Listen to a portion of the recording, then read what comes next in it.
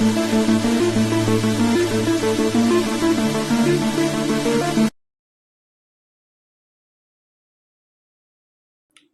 अब सबसे पहले जो है आज हम फिजिक्स का जो टॉपिक कवर करेंगे, मुझे याद आ रहा है कि हम लोगों ने क्लास में शायद डाइपोल, इलेक्ट्रिक डाइपोल के दोनों इलेक्ट्रिक फील्ड निकाल लिए थे। इक्वेटोरियल भी देख लिया था, एक्सियल भी देख लिया था। उनमें अगर किसी को कोई डाउट है तो पूछ सकता है, उसके क्वेश्चन भी हम आपको प्रोवाइड करा देंगे।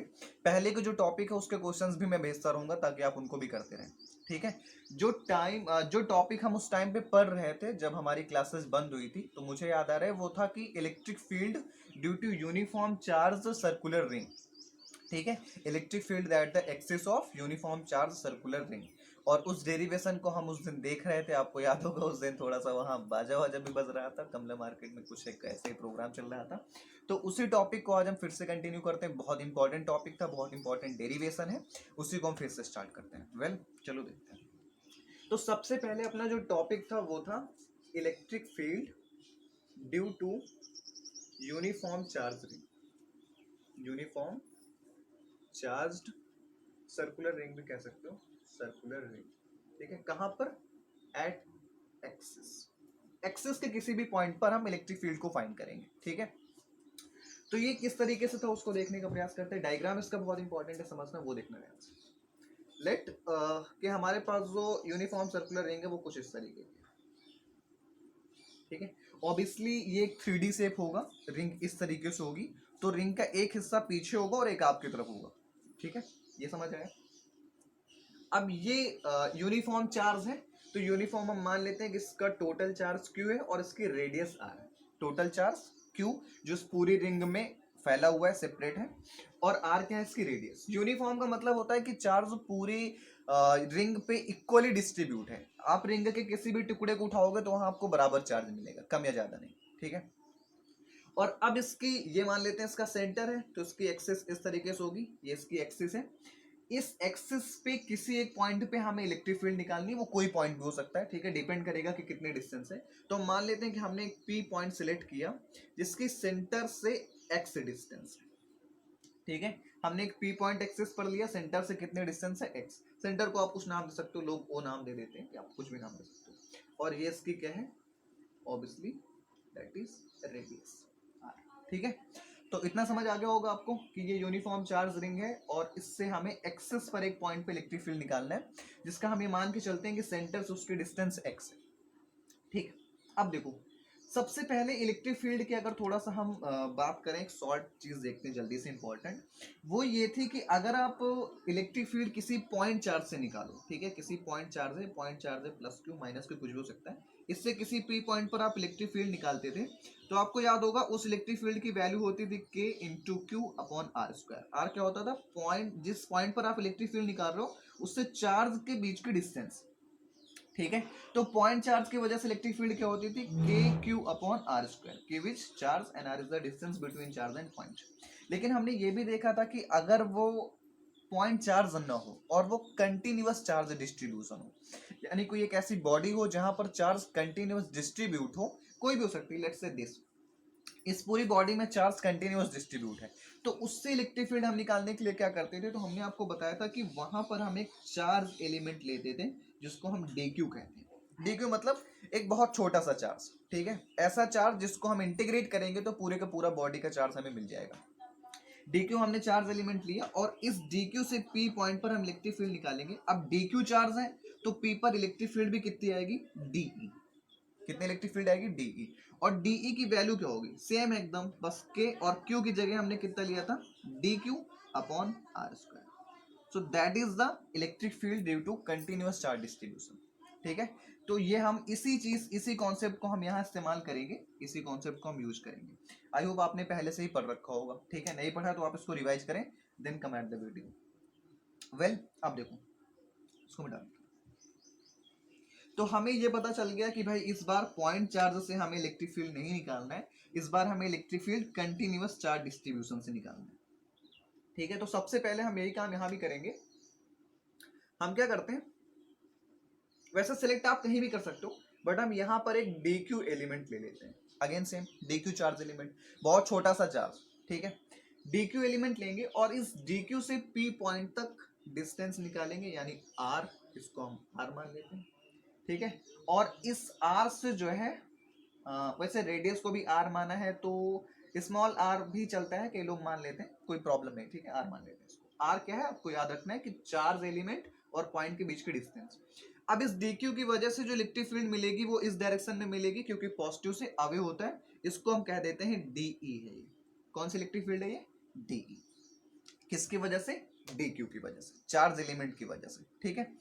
अब और एक चीज और इंपॉर्टेंट है कि हम मान लेते हैं कि भाई ये थीटा है, क्योंकि देखो जैसे जैसे ये पॉइंट रिंग के पास आएगा या दूर आएगा तो थीटा में फ्लक्चुएशन होगा, तो थीटा भी डिपेंड करेगा। ये थीटा है तो वर्टिकल अपोजिट एंगल से भी कितना हो जाएगा? थीटा। आई होप ये आपको सबको समझ आ गया होगा। डायग्राम क्लियर अभी तक एकदम अच्छे से? फिर से एक बार जल्दी से रिवाइज करते हैं। यूनिफॉर्म सर्कुलर रिंग है, रेडियस आर है, टोटल चार्ज क्यू है, सेंटर से एक्सिस हमने बनाई, एक्सिस पर एक पॉइंट पी है जिसकी सेंटर से डिस्टेंस x है, इस पे हमें इलेक्ट्रिक फील्ड निकालना है तो हमने डी क्यू चार्ज एलिमेंट लिया, उसकी वजह से electric field D I, that's all, ठीक है। Figure clear? अब ध्यान से देखो, सेम केस यहाँ भी है।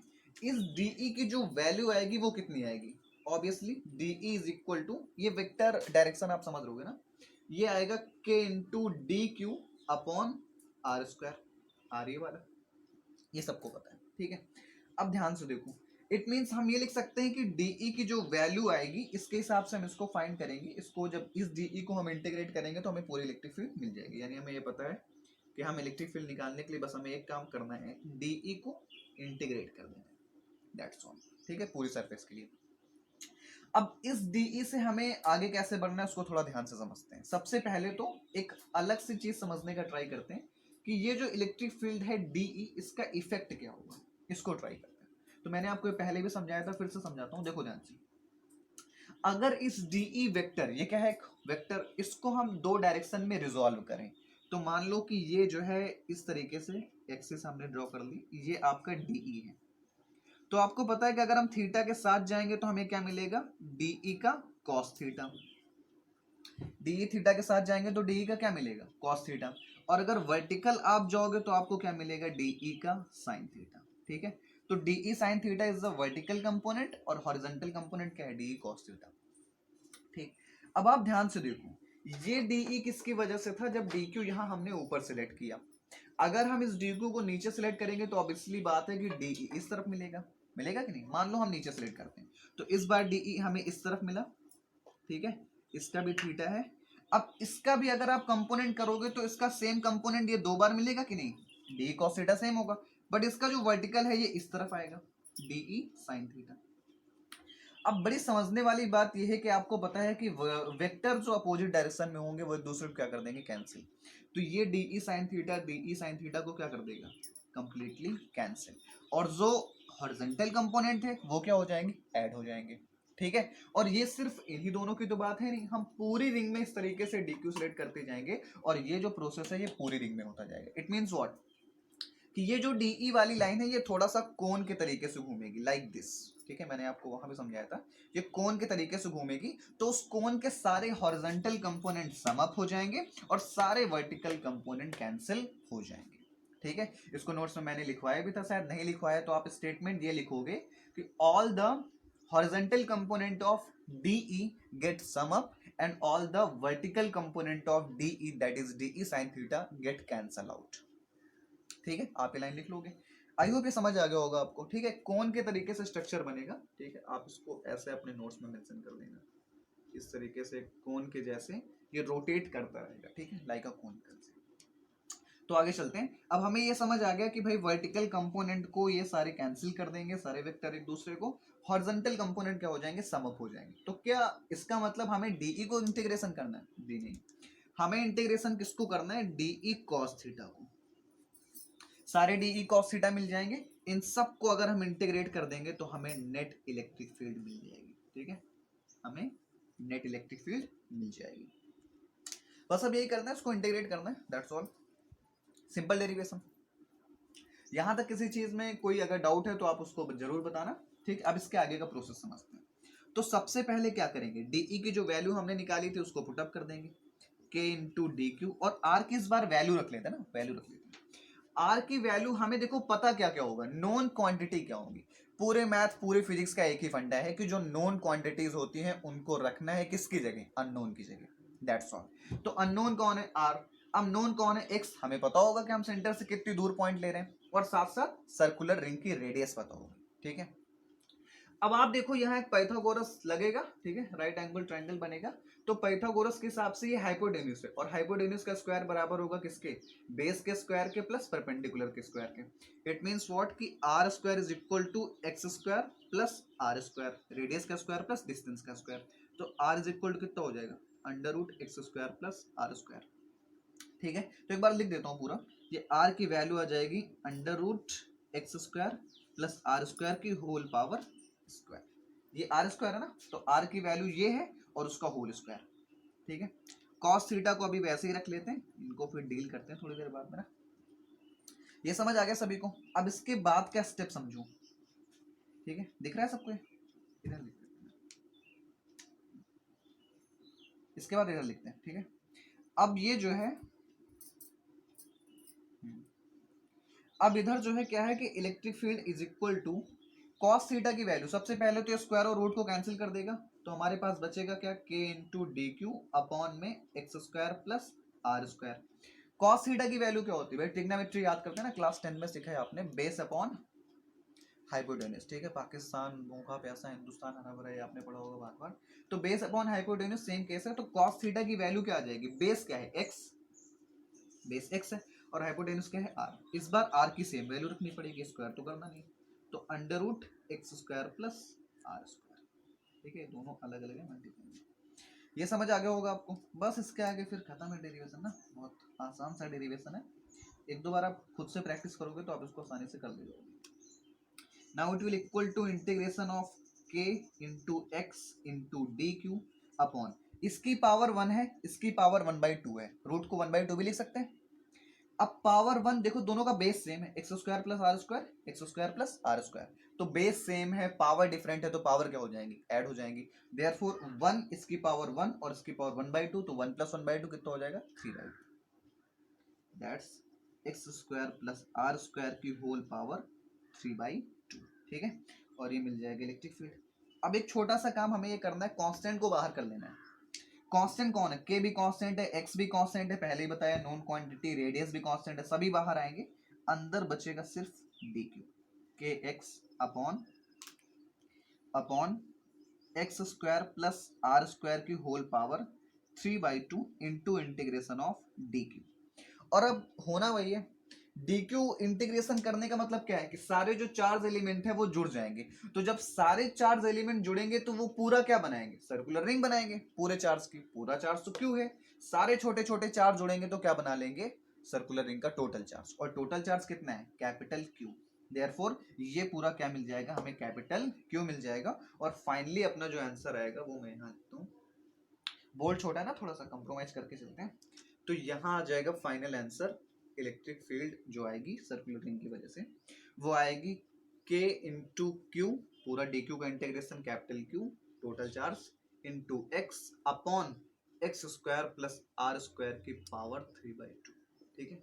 That is the formula of this and derivation. ये बहुत इंपॉर्टेंट है, कई बार इस पे सवाल आए हैं। आई होप ये आपको समझ आ गया होगा। जल्दी से आप वीडियो को पॉज करके इसको देख सकते हो ध्यान से। आपको लगे कि नोट्स लिखना है तो आप स्क्रीनशॉट वगैरह जो भी आपको करना है, बट आप नोट्स जरूर लिखना है।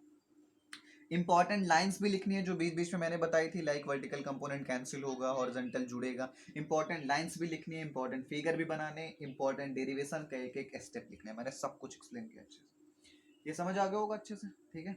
इस पे कहीं कोई छोटा सा भी डाउट होगा तो आप जरूर बताओगे।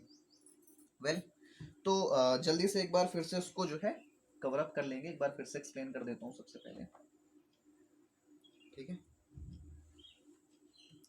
तो पूरी चीज का मामला क्या था? सबसे पहले सर्कुलर रिंग थी, फिगर आपको समझ आ गया होगा।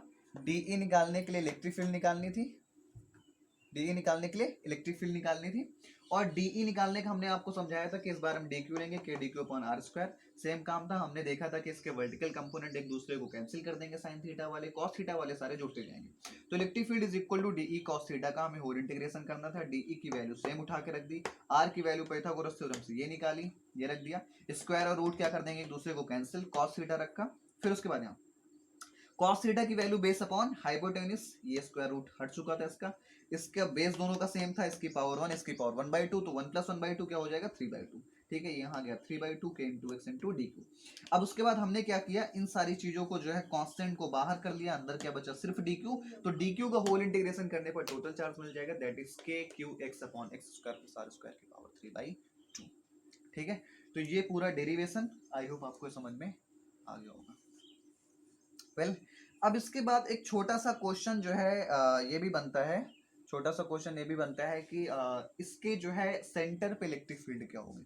ठीक है, सेंटर पे इलेक्ट्रिक फील्ड क्या होगी, ये हमने वहां भी डिस्कस किया था शायद, इसको फिर से एक बार जल्दी से देख लेते हैं।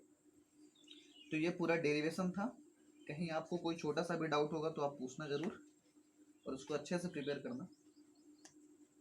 डेरिवेशन भी इसका कई बार पूछा गया और ऐसे क्वेश्चन कंपटीशंस में भी देखे गए खूब सारे। अब देखो इसी फार्मूले से ना, इसी फार्मूले से बहुत सारे सवाल बन सकते हैं। जैसे सबसे पहला सवाल ये आता है कि what is the electric field at centre. ये सर्कुलर रिंग है, सेंटर पर अगर हमें इलेक्ट्रिक फील्ड देखनी है तो कितनी इलेक्ट्रिक फील्ड होगी। बाकी सब कुछ सेम है, charge total Q radius R. ठीक है, कितनी होगी आप सोचो कैसे निकालोगे इससे। सिंपल, अगर हमें सेंटर पे पहुंचना है तो हम क्या करेंगे, जो x की डिस्टेंस है उसको कम करते जाएंगे और पास लाएंगे और पास लाएंगे और पास लाएंगे। तो जब ये p वाला पॉइंट सेंटर के ऊपर ही आ जाएगा तो x कितना हो जाएगा 0। ऑब्वियसली एक्सिस में आप कहां से गए थे, सेंटर से ही तो दूर गए थे, तो सेंटर पर ही आओगे तो x की वैल्यू कितनी हो जाएगी 0। सिंपल एक स्टेटमेंट है कि एट सेंटर x = 0। अब अगर x = 0 है तो इस फार्मूले में हम x की वैल्यू रखेंगे, तो देखो यहाँ तो सॉल्व आउट हो जाएगा, बट यहाँ x की वैल्यू 0 रखोगे और 0 से आप पूरी चीज को मल्टीप्लाई करोगे। When you multiply any positive और negative number by 0 it will become 0। ठीक है, तो आप x की वैल्यू 0 रख के जब मल्टीप्लाई करोगे तो पूरी की पूरी इलेक्ट्रिक फील्ड भी क्या हो जाएगी 0। ध्यान रखना है, यूनिफॉर्म चार्ज सर्कुलर रिंग की वजह से सेंटर पर जो इलेक्ट्रिक फील्ड मिलती है वो कितनी है 0। Very important. इसका समझने का एक और आसान सा तरीका ये भी आप ये भी समझ सकते हैं कि इधर तुम कितना सा भी पार्ट लोगे इधर चार्ज का, तो इसकी वजह से अगर इस तरफ आएगी तो इतना, अगर इधर भी लोगे तो उसकी वजह से उस तरफ जाएगी। All get cancel out each other, सारे डीक्यू क्या करेंगे एक दूसरे को कैंसिल करते जाएंगे। ठीक है, तो ये था electric field at centre. I hope समझ आ गया होगा। ठीक है।